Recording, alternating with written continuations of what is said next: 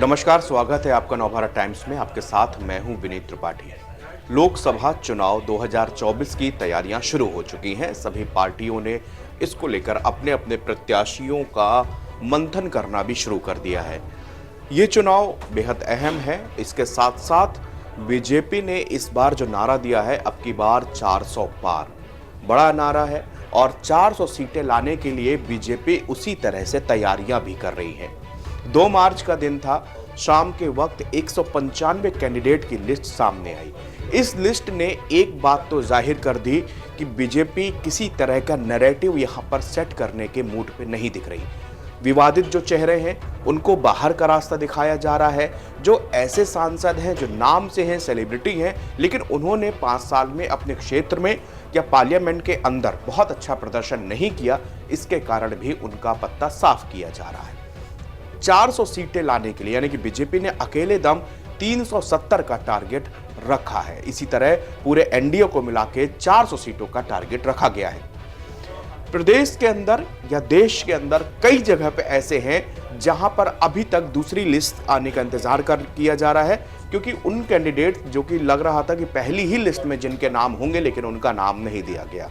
सूत्रों के मुताबिक बीजेपी के जो लीडर हैं उनसे बातचीत करने पे पता चला कि 6 मार्च को एक और बैठक की जानी है। उसके बाद में 7 या 8 मार्च को बाकी जैसे उड़ीसा है, बिहार है, तमिलनाडु है या बाकी अन्य स्टेटों में जहां पर अभी तक टिकट फाइनल नहीं किए गए, उन नामों पर विचार किया जाएगा।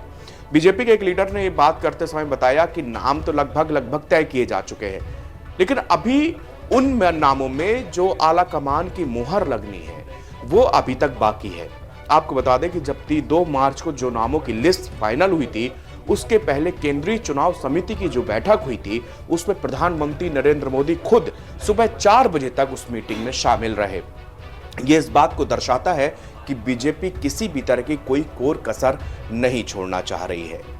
जिस तरह से समुद्र मंथन करने के बाद में रत्नों की प्राप्ति हुई थी, उसी तरह बीजेपी भी पूरे मंथन को मथ रही है चुनावों में, और उसी तरह वो चाहती है कि ऐसे कैंडिडेट्स ही इसमें खड़े किए जाए जो इस चुनाव में जीत हासिल करके हुए आगे बढ़े। इसीलिए बीजेपी जो है तमाम छोटे दलों से भी गठबंधन यहां पर करती जा रही है। अब उम्मीद ये की जा रही है कि 6 मार्च की बैठक के बाद वो तमाम सीटें जो विवादों में भी घिरी हुई हैं, उसमें भी कैंडिडेट की लिस्ट फाइनल कर दी जाएगी, जिसमें से उत्तर प्रदेश की कैसरगंज सीट भी है। और बताया यह भी जा रहा है कि कैसरगंज से अवध ओझा सर, जो कि सोशल मीडिया में बड़े पॉपुलर हैं, उनका भी नाम यहां पर चल रहा है कि वो दिल्ली में डेरा जमाए हुए हैं और वो कैसरगंज से, जो कि विधानसभा लोकसभा सीट है, यहां से टिकट की मांग कर रहे हैं। वो लगातार पार्टी आला कमान के संपर्क में है।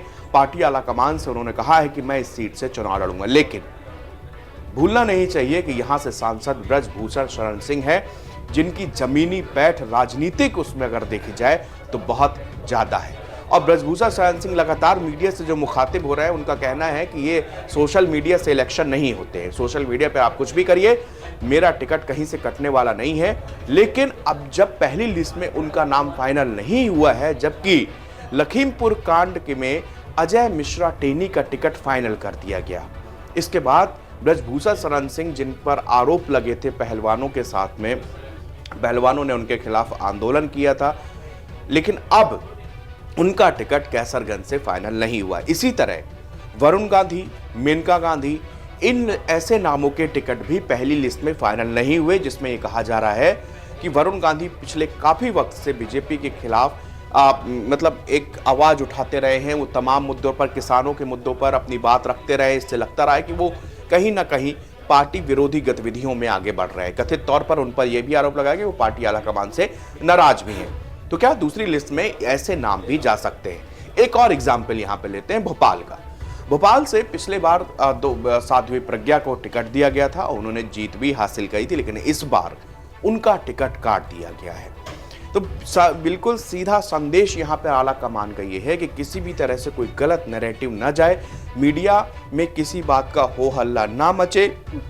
ऐसे कैंडिडेट हों, भले ही वो पुराने सांसद रहे हैं, मंत्री रहे हैं, उन पर भी यहाँ पर खूब दांव खेला जा रहा है। पहली लिस्ट में साफ हुआ है, लेकिन दिल्ली में भी देखिए जिस तरह से रमेश बिधूड़ी ने, उनका एक बयान लोकसभा के अंदर बहुत वायरल हुआ था उन्होंने घटिया किस्म की भाषा का इस्तेमाल किया था, जिसके बाद से उनका टिकट कटा है।